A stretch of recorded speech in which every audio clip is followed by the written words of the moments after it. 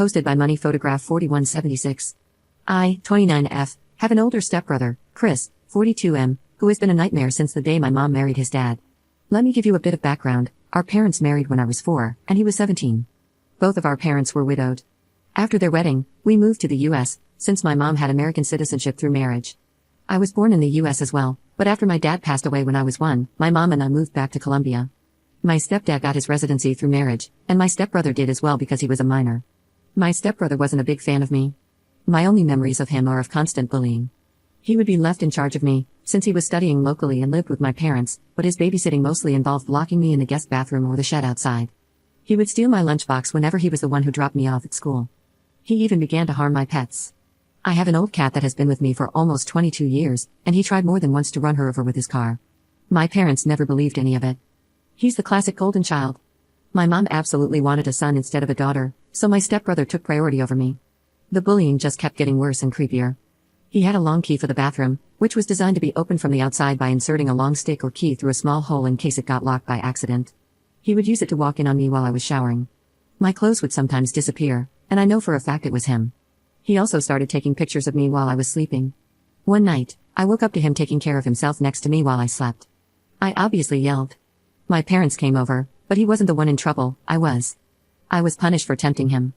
I was 14 when this happened, and he was 27. No one helped me, and he got bolder, until he did something that I am still in therapy for, when I was 16.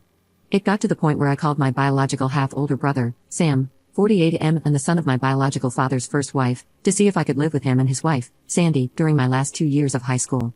When Sam found out what was going on, he confronted my mom. My mom didn't care, and just told him to take me as long as he never asked her for money.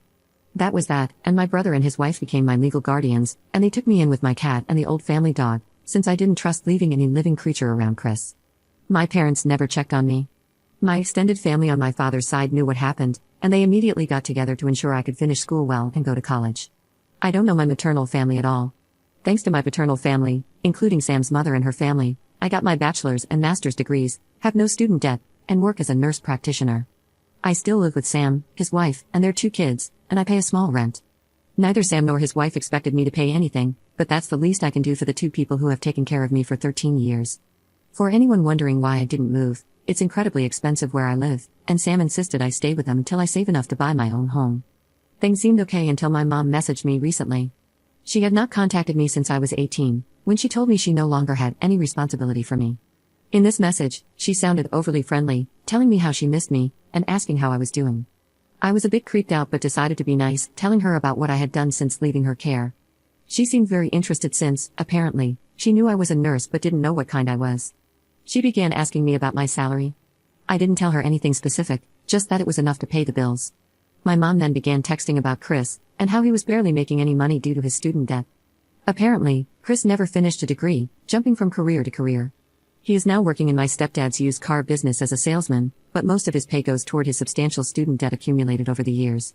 I told my mom how unfortunate it was, that Chris was having a hard time, and wished him luck. That's when my mom finally got to what she wanted. She texted me, saying I needed to pay his student debt, so he could finally begin to make the money he deserves like the man of the family. I just turned off my phone. When I got home, Sam was surprised, since I was usually the last to arrive. Sandy wasn't home yet. I told Sam what happened and showed him my mom's text messages. I don't think I've ever seen Sam this angry. He told me to block my mom, stepdad, and Chris, if I hadn't done so already. After talking with Sam and Sandy, I called my boss to ask for the next 2 days off. This gave me a 4-day weekend, including the days I'm normally off shift.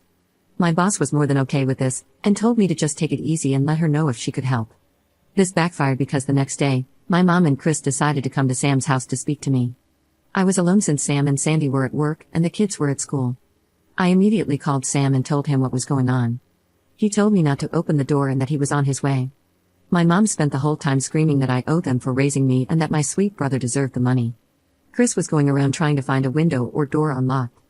There wasn't any, since the windows have safety bars, and the only other door is in the closed garage, and one in the yard. The yard door was locked, and just in case, I locked the one in the garage too. I won't post what he called me when he saw me through one of the windows, but he basically told me they should have thrown me away when I was a baby, since I grew up to be a BTCH. He slammed on one of the windows so hard that he actually cracked the glass. Eventually, he gave up and went back to the front door, clearly trying to kick it down. I didn't have anything to worry about, since the door was a security door, but I was still very scared. Between the yelling, threatening, pleading, and insults, I finally heard Sam shouting at them to get lost. I only saw things from the window. Sam pretty much dragged them both off the porch. They got to a point where I couldn't hear, but I saw my mom and Chris pale and look scared before they ran to their car and drove off well above the legal speed limit. Sam came in a bit later and immediately went into full overprotective brother mode, asking me if I was okay. He kept apologizing and hugging me. Sandy arrived almost immediately after, and she looked like she was about to commit a felony. Apparently, Sam threatened Chris with filing charges for what he did to me when I was 16. My brother's ace, my stepdad, was willing to testify against his own son. That seemed enough to get Chris off our backs, but not my mom. Since then, it's been 3 days and my mom has sent texts, called nonstop from various numbers, and rallied a group of people who are supposedly my maternal family to harass me for money. She claims that money should legally be hers, since she's my mother, and that it's my late father's missed child support. Sam is helping me find a lawyer to get a restraining order against my mom, and I plan to take my stepdad's offer to testify by pressing charges against Chris. I can't say I can forgive him for not stopping his son, but I appreciate that he's at least trying. I don't know all the details, but Chris did something to a relative of his dad's, and since then, they've had a really bad fallout. I took my boss's offer and will be on vacation for a few more days. But here it is. My vacation days are getting eaten up, and my therapist might need a therapist after this. Thankfully, my dark sense of humor and supportive paternal family are keeping me somewhat sane. Update 1 3 days later. I didn't think I would be making an update so soon, but my mother is unrelenting. To the people who were so kind and gave me advice earlier, thank you so much. It really helps to have people show kindness during difficult times. I followed the advice to freeze my credit, and I will be getting a new phone for personal use. I'll have to keep my old phone for work for a little while. Now, to update on the situation, we are going through with pressing charges, and might pursue a civil lawsuit for the 2 years of child support my mother owes. We're not sure yet of our chances, but my brother Sam wants to go scorched earth. As for my mother, she has started a new campaign. She's been falsely accusing me of claiming that my stepbrother S.'d me. She's been accusing me of being a temptress, who tried for years to sleep with my brother, and even got a few relatives, who I just found out are my aunts, to join in, saying they were witnesses. I've never met these women in my life. My stepfather actually commented on her post, saying my mom was lying, and accused his own son of being a predator. That's how I found out what the big fallout between them was. Apparently, my stepbrother went after one of my stepfather's nieces. I don't know the girl's age, but if I'm thinking of the right person, she's about my age, and if not, she's younger than me. A lot of my biological father's relatives have also taken to social media to call out my mother, pointing out that she always claimed to be an orphan with no family, yet now she suddenly has 3 sisters. It's a mess, and for now, I'm just watching from the sidelines and being a stay-at-home aunt. My nephews love it since we get to go out for crazy shenanigans after they finish their homework. My boss has helped me with some paperwork for a leave of absence, and I should be off for about 6 weeks. After that, I'll be mostly working from home for a few weeks. It's not the greatest update, and to be honest, things are tough. But it's nice to spend time with the kiddos, at least. Also, I forgot to mention this, but no, my mom is not likely sleeping with, or in a relationship with my stepbrother, as some people have suggested. My mom always wanted a son, and I was a disappointment to her, because I was born a girl. She treats my stepbrother like he's her real son, and I think she truly loves him as a mother. She made sure to tell me how disappointed she was when I was born. Update 2 1 week later. So, this might be my last update on the mess with my mother and stepbrother, since we're finally starting the legal battles, but I finally had a good laugh. In my previous posts, I haven't mentioned much about my biological father. He passed away when I was 1 year old, so I never really knew him. I have one picture of him holding me when I was an infant. I mostly know him through stories from his family. What I do know is that he was a man of means. He had a lot of assets that he carefully divided in his will, not the kind of wealth that would mean I'd never have to work, but enough that I could live comfortably as long as I managed my finances responsibly.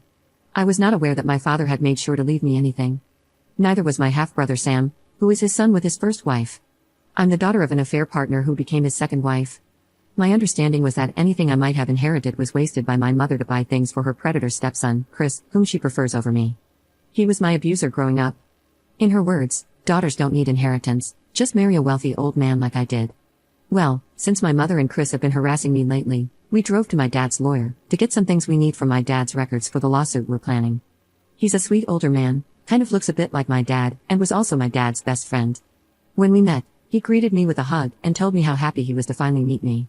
His wife was there too, and she also gave me a big hug and told me we needed to have dinner at their place. Once we caught up, we discovered that my mother had been faking receipts to get money from my trust, a lot of it.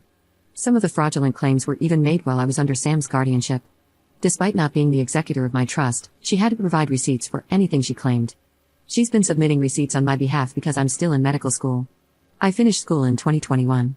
Well, her meal ticket not only got torn, but now she's in big trouble. This is fraud, and my hands are basically tied when it comes to pressing charges. She's been claiming me as a dependent on her taxes, so my dad's lawyer would refund her for her expenses. He told me there's no way we can keep this just in civil court. He had to contact the IRS and the police. It doesn't help that she's been using my social security number for things she shouldn't have. Thank you to everyone who advised me to freeze my credit. You guys definitely saved me. I probably won't be able to post for quite a while, and I'm going to be incredibly busy. I'm just mentally exhausted from everything that has happened. I wouldn't have done anything about my mom using my trust if she had left me alone. I wouldn't have even known about it, because the trust is set for me to take over with proof of marriage or graduating college. And since I didn't know about it, I never sent the required paperwork to take control. She could have milked it dry if she had just left me alone and kept sending fake information. I'm in the process of getting what's left of my trust. There's quite a bit in it, and it should be enough for me to get a house or condo if I combine it with my savings, and still have some left over to invest or use safely. I might wait a while before buying anything, though. I don't know how safe it would be, since my mom still has my social security number. Update 3 1.5 weeks later. Hey Reddit, this is more of a personal rant than a full update. Things are just starting on the legal side, so there's no real update or any information I'm allowed to share. This is more about the personal side of things, since I just came home from being harassed by my mother in a bar. Last night, I decided to go out with some girlfriends for a girls' night. My half-brother and his wife have been pushing me to go out for a while. We went to a local bar. I mostly stuck to the stools by the bar since I'm a massive introvert, but I enjoy seeing my friends have fun. So I was simply drinking and talking to the bartender in passing. Well, my good mood was ruined when I noticed my mother, thankfully alone, walking up to me. The moment she saw me, she pretty much launched herself at me to hug me and began crying, saying how much she missed me and how different I looked. I was trying really hard to get away from her, but she started causing a scene. She began begging for us to reconcile, saying she was sorry I took my stepbrother's affection the wrong way, that they both love me, and that they want me to live with them. She was loud, and people were looking at me, some even looked sorry for her, and a few encouraged me to hug my mom back. It was embarrassing and just so wrong.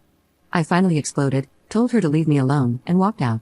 That was even worse because she kept following me with 2 or 3 randoms calling me a terrible daughter.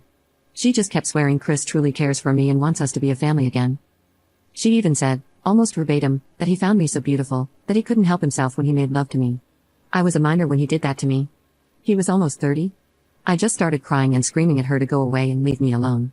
Thankfully, one of my more sober friends called Sam, and he came over very quickly. He scared away my mom and took me home. I'm now 100% sure I don't want to go out. For people wondering why I never called the cops, I called the cops since I was 11 to report the abuse. I reported at 16 what he did to me, and they took his side. I don't trust them. I truly believe cops don't care about SA victims. I'm just writing this to get it out of my system. My therapist is unavailable, so Reddit is the next best thing. Update for 2 months later. Hey, it's been a while. Sorry for the radio silence. I had some people asking for updates, but things had been pretty quiet until this weekend, so I had nothing to post. This weekend, once again, my mother decided to accost me at work. I was working from home doing clerical work for the clinic I work at. I'm a nurse practitioner but took on some clerical duties to be able to work from home when the mess with my mother and Chris began. Since then, the time I could work from home has ended, so I am back in the clinic seeing patients. For the most part, Saturday went well and quietly. Sunday, however, I noticed someone who shared my mother's first name but not her last name. My mom has a very unique name, very old sounding, and I've only seen it twice in my whole life. Of course, there's a big Latino community where I live, so I just assumed this was another person. We're from a Colombian family, though I was born in the US to an American father. Lo and behold, it was my mother using a fake last name. When I saw her, I immediately called my boss. She's aware of the situation and promptly asked my mother to leave the premises. This can be a controversial move, so to explain before any debate starts, she was there for a general checkup, not a life or not life treatment. She was not denied service for protected reasons, but because I, as a staff member, felt my safety was at risk in her presence. There are plenty of other clinics with varying prices that are open to new patients, so she can get her checkup elsewhere. This is allowed under our state's law. If she had been hyperventilating or clearly in distress, we would not have been able to ask her to leave. My mother, of course, went on a rampage, demanding to be seen by me specifically. Thankfully, my boss was not intimidated and insisted that my mother had to leave, or else the cops would be called. After a back and forth, which I watched from the security cameras, this all happened in our waiting room. My mother threw a letter at my boss and left fuming. She even pushed a lady who was walking in, though thankfully, no one was hurt. My boss brought me the letter and assured me she would make sure not to assign me any patients with my mother's first name, then went to make arrangements with our front desk. I took a break and decided to read the letter, mostly to see if it was something I could use for my restraining order. This is a translation to my best capabilities. My lovely daughter, it hurts me so much that you refuse to speak to me. I love you so much, and all I want is to recover the years we've lost. You are all I have left from your father, whom I love dearly. I know there are a lot of misunderstandings with Chris. He loves you so much, and I wish you would give him a chance to prove it to you. He always talks about how beautiful you are, and how much he wishes you two could spend more time together. He truly adores you, and I wish you would consider his feelings more. He even asked me to convince you to marry him, and I think it's a wonderful idea. Stepfather's name and I are probably divorcing, and this would be the perfect solution so Chris, you and I can stay a family. He keeps going on and on about how much he wants to raise you and his baby together. Let me know when you want to go shopping for wedding dresses. I love you, my darling, from Mom. I'm going to share a few personal notes here. I'm unable to get pregnant. After Chris's attack, I had some medical complications that have left me unable to conceive. My mother knows about it. Chris knows about it. The cops know about it. They ruled the whole thing as consensual intimacy, and because I was 16, the legal age of consent, nothing was done. I showed this to my lawyer, and he added it to the compilation of things we're using for the restraining order. Still no court date, and the cops don't consider my case risky enough to do the paperwork for a temporary order. I do have one officer who is taking this very seriously and has been amazing. It's just that the majority don't seem to care or too much on their docket to give my case time. Edit. I'm going to update here since it's only been 3 days, and it feels unnecessary to make a new post. Chris has been arrested. Apparently, he kidnapped a 2-year-old baby girl, his cousin's daughter, no less. The baby was recovered safe and unharmed, from what I heard. I'm glad she wasn't taken for long.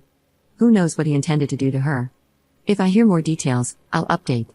I'm trying to use this to get that temporary restraining order.